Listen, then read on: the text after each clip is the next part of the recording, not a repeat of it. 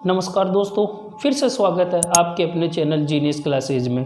Genius classes में अपन एक महत्वपूर्ण सब्जेक्ट डिस्कस कर रहे हैं। अपन एक सब्जेक्ट कंप्यूटर और एक सब्जेक्ट इंग्लिश को डिस्कस कर रहे हैं। अपन आज इंग्लिश का एक नया चैप्टर स्टार्ट करेंगे। अंग्रेजी का जो नया चैप्टर स्टार्ट करेंगे दोस्तों वो है पैसिव वॉइस, यानी कि अंग्रेजी का एक महत्वपूर्ण सब्जेक्ट है पैसिव। यानी कि पैसिव क्या है, पैसिव कैसे बनता है, आखिर पैसिव की ज़रूरत कहाँ पड़ती है और पैसिव वाला वाक्य क्या होता है, इसमें आज हम सारी चीज़ें सीखेंगे। लेकिन हमारी जो पहली क्लास थी अंग्रेजी ग्रामर की, जो पहली क्लास थी दोस्तों, उस क्लास में हमने सीखा था कि पैसिव के लिए जब सब्जेक्ट क्या होता है, तो सब्जेक्ट जैसे आई होता है तो इसका कर्म क्या होता है, मी होता है, और इसका अधिकार माई होता है। आज इनकी ज़रूरत हमें पड़ेगी। ये सब्जेक्टिव केस में है, ये ऑब्जेक्टिव केस में है, और ये पजेसिव केस में है, यानी कि ये है अधिकार के केस में है। ये इनकी हमें आज आगे पैसिव में ज़रूरत पड़ेगी, इसीलिए हमने पिछली क्लास में इनको पढ़ लिया है। लेकिन कोई दिक्कत नहीं है, अगर किसी ने वो वीडियो नहीं भी देखा है तो हम यहाँ पे इनको डिस्कस करेंगे, इनके बारे में हम बताएंगे। क्योंकि पैसिव आखिर होता क्या है, देखो सबसे पहले अपन पैसिव के बारे में जानते हैं। दो चीज़ें होती है, हम जानते हैं, एक तो होता है एक्टिव। एक्टिव का मतलब होता है कृतवाच्य। हिंदी में अगर इसको अपन बात करें दोस्तों तो इसे कृतवाच्य कहते हैं। वाच्य का मतलब होता है वाचना, पढ़ना, इसको अपन कर्ता से पढ़ा जाता है। ये दूसरा जो होता है वो होता है पैसिव, यानी कि पैसिव की अगर अपन बात करें तो ये कर्मवाच्य है। कर्मवाच्य का मतलब होता है दोस्तों कर्म से पढ़ा जाता है, यानी उसका जो वाक्य जो स्टार्टिंग होगी, जो शुरुआत होगी, वो कर्म से होगी। और कर्म हम जानते हैं कि कर्म कहाँ मिलता है। देखो कर्म कहाँ मिलेगा वाक्य में, और वाक्य क्या है, सबसे पहले अपन इसको समझेंगे। तो दोस्तों जैसे मैं एक वाक्य आपको बोल के बताता हूँ कि ये एक्टिव से पैसिव कैसे बनते हैं। देखो अपन कई बार जैसे वाक्य को बोलते हैं, जैसे राम किताब पढ़ रहा है, तो राम अगर किताब पढ़ रहा है, तो राम अगर किताब पढ़ेगा तो राम खुद करता है, तो ये तो एक्टिव हुआ। लेकिन मैं ऐसे कहूँ कि राम किताब पढ़ रहा है, तो राम अगर रीड कर रहा है किताब को, राम रीड्स ए बुक, तो यहाँ पे ये एक चीज़ हो गई कि अगर मैं इसको ऐसे पढ़ूँ या ऐसे बोलूँ, ए बुक, एक पुस्तक पढ़ी जा रही है राम के द्वारा, तब ये पैसिव का केस होगा। यानी कि इसको बोलने के समय हमें पीछे से कर्म को उठाना पड़ेगा, और कर्म के बारे में हमें जानकारी होनी चाहिए कि कर्म कहाँ आता है। देखो दोस्तों आज मैं आपको ये क्लियर कर दूंगा कि कर्म कहाँ मिलता है। देखो साधारण वाक्य की मैं बात करूंगा, सबसे पहले मैं साधारण वाक्य की ही बात करूंगा। तो मैं साधारण वाक्य से संबंधित ही आपको ये चीज़ें बताऊंगा, फिर मैं आगे नेक्स्ट जितने भी वाक्य हमारे हैं, इंट्रोगेटिव है, इम्पेरेटिव है, ऑप्टेटिव है, मैं सारे केस की बात करूंगा। लेकिन सबसे पहले मैं साधारण वाक्य की बात करता हूं दोस्तों। तो अपन देखते हैं पैसिव में साधारण वाक्य में हमें कर्म कहाँ मिलेगा, और हमारे पास में साधारण वाक्य के नियम क्या है। मैं हिंदी में सारे नियम आपको लिखूंगा, आप एक भी क्लास मिस मत करिए। मैं गारंटी लेता हूँ कि आपको पैसिव में कोई गलती नहीं होगी। दोस्तों देखो सबसे पहले हम जानते हैं कि जब अपन साधारण वाक्य बनाते हैं तो शुरू में कर्ता होता है, तो सब्जेक्ट होगा, उसके बाद में कोई वर्ब होगी, एक तरीका तो ये है, और फिर ऑब्जेक्ट होगा। कहने का मतलब अगर अपन इसको ऐसे समझे दोस्तों, तो कर्ता के बाद में वर्ब आती है। एक नंबर पे कर्ता है, दूसरे नंबर पे वर्ब है, और तीसरे नंबर पे ऑब्जेक्ट है। तो कहने का मतलब है कि इस कंडीशन में कर्ता, जो कर्ता, क्रिया और कर्म का जो कंडीशन होगा, उसमें कर्म हमेशा तीसरे नंबर पे मिलता है। तो कहने का मतलब ये है कि वर्ब के जस्ट बाद में ही कर्ता मिलता है। लेकिन मान लो हमारे नहीं समझ में आए तो हम ऐसे भी समझ सकते हैं कि कर्ता का कर्म इस रूप में होगा, तो कर्ता के बाद में क्रिया फिर कर्म, यानी तीसरे नंबर पे कर्म हमें मिलेगा। तो पैसिव का रूप ही यही है कि हमें हमेशा कर्म को बाहर निकालना है। कर्म को बाहर निकालो, समझो पैसिव बन रहा है।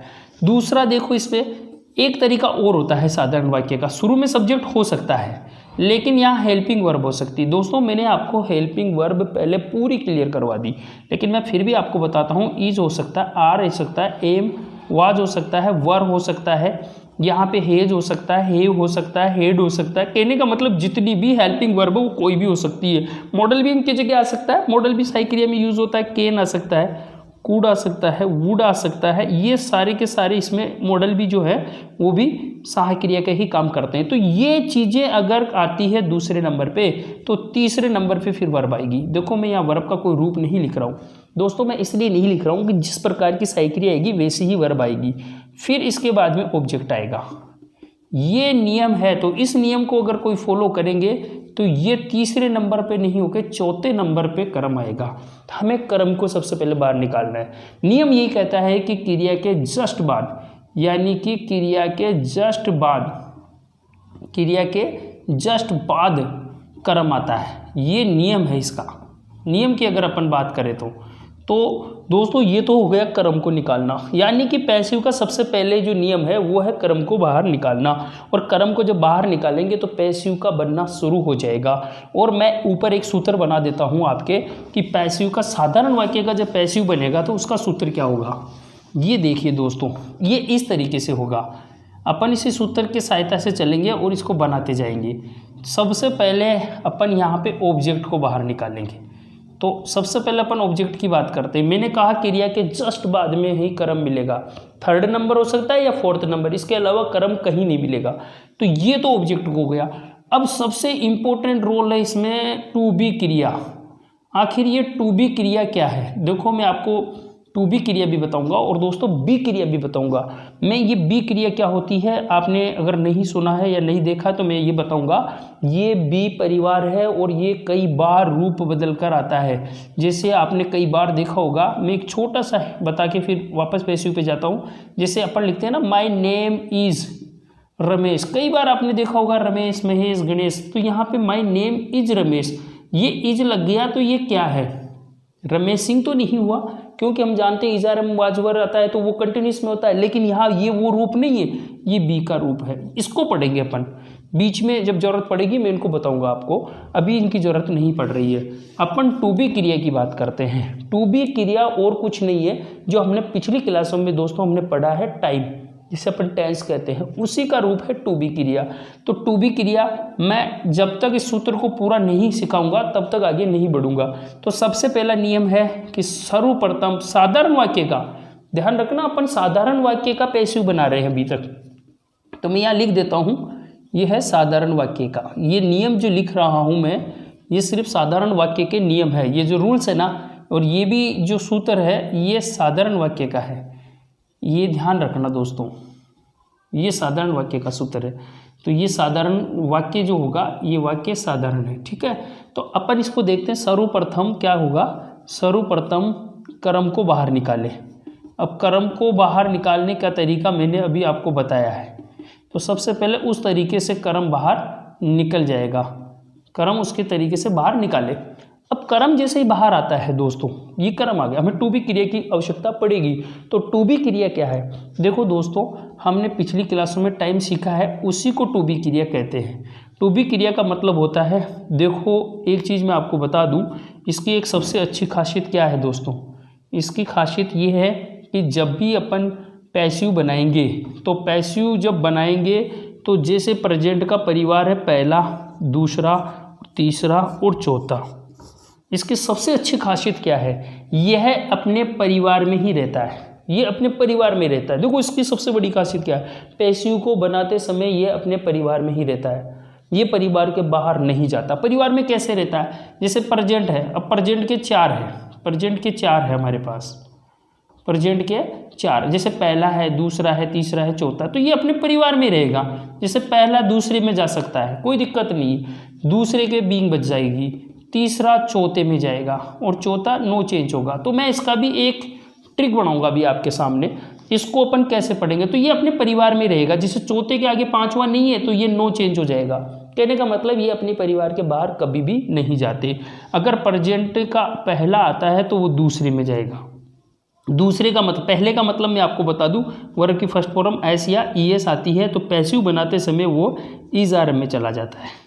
पर्सन में होगा तो डू डच होगा, डू हो सकता है या फिर डच हो सकता है, ये आ सकता है, ये आएगा तो इस में चला जाएगा, ये पहला है और ये यहाँ पे दूसरा है, इज आर एम में चला जाएगा। ये सिर्फ टू बी क्रिया है, ये टू बी क्रिया है। इसके बाद में वर्ब की तीसरी फॉर्म लगेगी, ये है फिर सब्जेक्ट का ऑब्जेक्ट बनाएंगे बाय लगाकर, यानी कि पहले थर्ड फॉर्म आएगी, फिर बाय आएगा और फिर सब्जेक्ट का ऑब्जेक्ट लिखेंगे।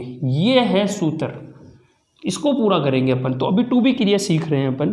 तो दोस्तों टू बी क्रिया का मतलब है कि प्रेजेंट का पहला टाइम जो आ जाए, सिंपल प्रेजेंट जिसे अपन जानते हैं, सभी का पहला सिंपल होता है, हमने पिछली क्लासों में पढ़ा भी है। सिंपल प्रेजेंट अगर आता है, सिंपल प्रेजेंट में यही है, वर्ब की फर्स्ट फॉर्म या वर्ब की फर्स्ट फॉर्म में ऐसी है, ईएस या डू या डस, और भी पहचान है, इन द मॉर्निंग, इवनिंग है, यूजुअली है, जनरली है, सेल्डम है, ईच है, नेवर हमने पढ़ा है। तो वो भी आ सकता है, ऑन संडे, ऑन मंडे, वो भी आ सकता है। तो ये आएगा तो इजारम में जाएगा, और इजारम के बाद में वर्ब की थर्ड फॉर्म लगेगी। ये नियम, ये सूत्र वो काम करेगा। फिर अगर तीसरा आता है तो वो चौथे में जाएगा। तीसरा क्या है दोस्तों? तीसरा मैं आपको बता दूं, हेज और हेव है। ये अपने परिवार में ही रहता है, मैं बार बार कह रहा हूँ आपको। हेज और हेव आता है तो ये अगले में, इसके अगले में जाएंगे, यानी कि हैज़ बीन या फिर हैव बीन में जाएंगे। यही नियम है इसका, यही है टू बी क्रिया। ये और फिर वर्ब की थर्ड फॉर्म लगेगी। हमें एक चीज़ दिमाग में नोट कर लेनी है, पैसिव बनाते समय हमेशा, पैसिव बनाते समय हमेशा वर्ब की थर्ड फॉर्म काम में लेनी है। ये एक स्पेशल नियम है, यानी पैसिव में हमेशा थर्ड फॉर्म ही काम में आएगी। पैसिव बनाते समय हमेशा वर्ब की थर्ड फॉर्म काम में लेनी है, काम में आती है। ये ध्यान रखना है दोस्तों, ये नियम है उसका साधारण का। यानी कि सबसे पहले हमने देखा था कि पैसिव बनाते समय सबसे पहले कर्म को बाहर निकालना है। दूसरा नियम आ गया कि पैसिव बनाते समय हमेशा वर्ब की थर्ड फॉर्म लगती है। इसमें ये नियम का ध्यान रखना है हमें, तो ये चीज़ इसमें होगी। तो ये चौथा हो गया दोस्तों। चौथे के बाद पांचवा नहीं होता, तो इसलिए ये पांचवें में नहीं जाता, इसलिए इसे नो चेंज कहते हैं। अब इनका पैसिव का जो टू बी क्रिया बदलने का नियम है वो ऐसे याद करें, दिन में कम से कम 2 बार बोले। मैं कह रहा हूँ याद हो जाएगा, 1 2, 2 बीइंग, 3 4 और 4 9। ऐसे बस एक सूत्र याद कर ले, ये ट्रिक है इसका। 1 2, 2 बीइंग, 3 4, 4 9। आखिर है क्या ये? पहला टाइम आएगा तो दूसरे में जाएगा, यानी सिंपल प्रेजेंट होगा तो प्रेजेंट कंटिन्यूस में जाएगा। प्रेजेंट कंटिन्यूस खुद होगा तो बीइंग बजेगी, वापस इजारम में से एक लग के बीइंग बजेगी। तीसरा होगा हैज है होगा तो हैज बीन हैव बीन में जाएगा, और खुद चौथा होगा तो वो नो चेंज होगा। इसका ध्यान रखना है, पहला दूसरे में, दूसरा बीइंग, तीसरा चौथे में, चौथा नो चेंज। तो इसको कहते हैं 1 2, 2 बीइंग, 3 4, 4 9। तो दोस्तों ये हो गया इसका टेंस का बदलना, प्रेजेंट का। सिर्फ मैंने अभी प्रेजेंट का बताया, अब मैं इसका सेकंड भी बता देता हूं आपको।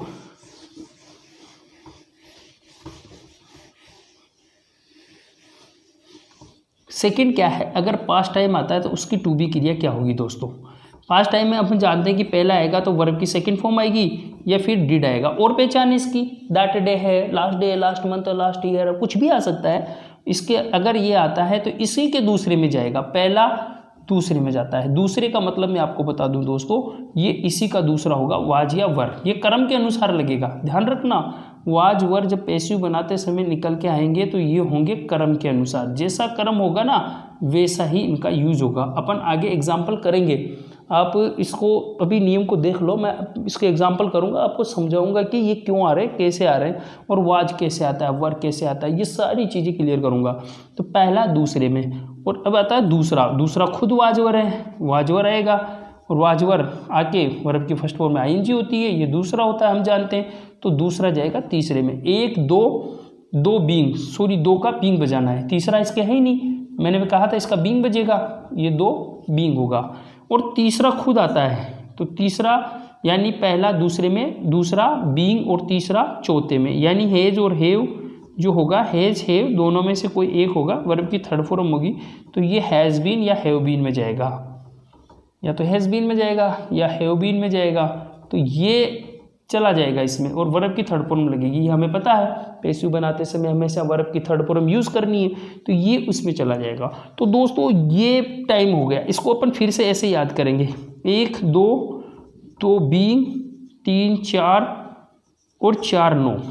ये एक ट्रिक है, इसको अपन दिन में 1 या 2 बार बोलेंगे तो अपने याद हो जाएगा कि पैसिव कैसे चेंज होता है। पैसिव का नियम यह है कि ये अपने परिवार में रहता है, ये विशेष ध्यान रखना है आपको कि ये अपने परिवार में ही रहता है। तो दोस्तों ये है इसका तीसरी फॉर्म लग गई। फिर बाय लगाकर सब्जेक्ट का ऑब्जेक्ट बनाना है, ये आपको मैं पास्ट का भी बता दिया हूँ। अब फ्यूचर की भी टू बी क्रिया बता देता हूँ दोस्तों। फ्यूचर की टू बी क्रिया क्या है, ये थोड़ा देखने वाली बात है। इसको आप कैसे देखोगे, जैसे पहला टाइम आता है, यानी कि विल और सेल दोनों में से एक होता है और वर्ब की फर्स्ट फॉर्म रहती है। ये पहला है। पहला टाइम अगर एक्टिव में, ये सब चीज़ें एक्टिव में आएगी इधर वाली, और हमें पैसिव में क्या करना है ये ध्यान रखना। ये इधर वाली जितने भी चेंजेस मैंने किए हैं वो पैसिव के हैं, यानी पहला एक्टिव में होगा तो फिर ये इसके दूसरे में जाएगा, ऐसा बताया मैंने। तो ये जाएगा विल बी और सेल बी में। ये थोड़ा सा ध्यान रखना है, इसको थोड़ा सा अलग है। ये थोड़ा विल बी सेल बी में जाएगा, वर्ब की थर्ड फॉर्म आएगी। पैसिव में हमेशा तीसरी फॉर्म आती है। दूसरा आता है यानी कि विल बी और सेल बी आता है, तो दोस्तों ये नो चेंज रहेगा। ये नो चेंज क्यों रहेगा मैं आपको बता देता हूँ दोस्तों। ये नो चेंज इसलिए रहेगा, आपको पता है बी का मतलब होता है कार्य का होना, यानी कि बी और बीइंग एक ही चीज़ है। वो एक चीज़ को दो बार यूज़ नहीं कर सकते अपन। बी का मतलब भी कार्य का होना है और बीइंग का मतलब भी कार्य का होना है, तो फिर कार्य का होना पहले से मौजूद है, अपन बीइंग क्यों करेंगे इसका, इसीलिए फ्यूचर का बीइंग नहीं बजेगा। इतना सा ध्यान रखना है अपने को। और तीसरा होगा, तीसरा का मतलब है विल हैव और सेल हैव, इन दोनों में से एक होगा। पता है पहले से तीसरी फॉर्म होगी, तो ये चौथे में चला जाएगा, यानी कि विल हैव बीन या फिर shall have been, shall have been, ये इसमें चला जाएगा। और हमें जानते हैं पैसिव बनाते समय वर्ब की तीसरी फॉर्म हमें यूज़ करनी है। ये पूरी की पूरी टू बी क्रिया है दोस्तों। मैं आपको इसको जब एग्जांपल कराऊंगा तब आपको समझा दूंगा। देखो ये पहला है, इसको दूसरे में बदलेंगे, ये इसलिए बदल रहा है, ये कर्म ये है, इसको अपन बाहर यहाँ निकाल रहे हैं। तो दोस्तों आप ये नहीं सोचिए कि ये क्या है, मैं ये टू बी क्रिया और भी आगे जब अपन इसका एग्जाम्पल यूज़ करेंगे मैं सब कुछ क्लियर करवा दूंगा। तो ये हो गई फ्यूचर की टू बी क्रिया। तो हमारा सूत्र यहाँ तक बन चुका है, हमारा सूत्र बन गया है। ऑब्जेक्ट हमने बाहर निकाला, टू बी क्रिया, वर्ब की थर्ड फॉर्म यूज़ करिए, बाई लगाकर सब्जेक्ट का ऑब्जेक्ट। दोस्तों बाई लगाकर सब्जेक्ट का ऑब्जेक्ट क्यों बनता है, क्योंकि जब पैसिव बोलता है ना, तो पैसिव ऐसे बोलता है कि राम किताब पढ़ रहा है, तो उसका पैसिव बनाना है। तो किताब पढ़ी जा रही है राम के द्वारा, तो के द्वारा, यानी कि के द्वारा, किसके द्वारा, राम के द्वारा। तो राम के द्वारा में बाई लगाना पड़ेगा। बाई का मतलब होता है के द्वारा, इसीलिए बनता है वो सब्जेक्ट का ऑब्जेक्ट बाई लगाकर। तो आपको पता है जैसे आई आ गया कर्ता, तो आई का कर्म क्या है, मी, ऐसा आई का कर्म बाई लगाकर मी बना देंगे। अगर मेरे पास ये आ गया तो ही का मैं हिम बना दूंगा। जैसे मेरे पास यू आ गया तो मैं यू का यू ही बनाऊंगा। मैंने आपको पहले भी बताया था, किसी सेंटेंस में यू अगर बीच में आता है तो यू यहाँ पे कर्म होता है, कर्ता कभी नहीं होता, कर्ता शुरू में आता है। ये कर्ता का नियम है, या तो WH वर्ड के बाद में अगर साई क्रिया है फिर यू है तो वो कर्ता है, अगर बीच में यू आ रहा है तो वो कर्म है, कर्ता कभी नहीं होगा। इसका विशेष ध्यान रखना है। हमें यू का यू करेंगे, जैसे वी आ गया तो वी का मैं अस करूँगा। तो ये इस तरीके से करना पड़ेगा। करना इसलिए पड़ेगा, हम पहले ही बता चुका हूँ कि किसी के द्वारा काम होगा तो के द्वारा में बाय लगेगा और बाय लग के कर्म आएगा। कर्म हमने पिछली क्लास में पढ़ा था दोस्तों, और मैंने उसमें आपको बताया भी था। उसमें साफ साफ लिखा था मी यानी मेरे द्वारा, ऐसा मैंने उसमें हिंदी में भी लिखा था। आप अगर पिछली क्लास नहीं देखी हो तो आप पिछली क्लास देख लें दोस्तों। वीडियो काफ़ी लंबा हो जाएगा, इसलिए आज अपन इस वीडियो में एग्जाम्पल नहीं करेंगे। ये हमारा इसका पैसिव वॉइस का चैप्टर नंबर 1 था, ये चैप्टर नंबर 1 है। तो आज अपन चैप्टर नंबर 1 में ही इसको ख़त्म करते हैं। अगला नेक्स्ट एग्जाम्पल के साथ में मैं आपके सामने ये पैसिव बनाऊंगा, साधारण वाक्य का, सिर्फ पैसिव के साधारण वाक्य में आपके सामने लाऊंगा और काफ़ी कुछ एग्जाम्पल करेंगे ताकि आपके समझ में आ जाए। इसके बाद में इंटरोगेटिव भी करेंगे, इम्पेरेटिव भी करेंगे, ज़रूरत पड़ी तो ऑप्टेटिव और एक्सक्लेमेटरी का भी पैसिव बनाएंगे दोस्तों। तो दोस्तों वीडियो को देखने के लिए बहुत बहुत धन्यवाद। अगर आपको वीडियो अच्छा लगता है तो आप कमेंट करें, लाइक करें, अपने दोस्तों में शेयर करें। दोस्तों आपका बहुत बहुत धन्यवाद।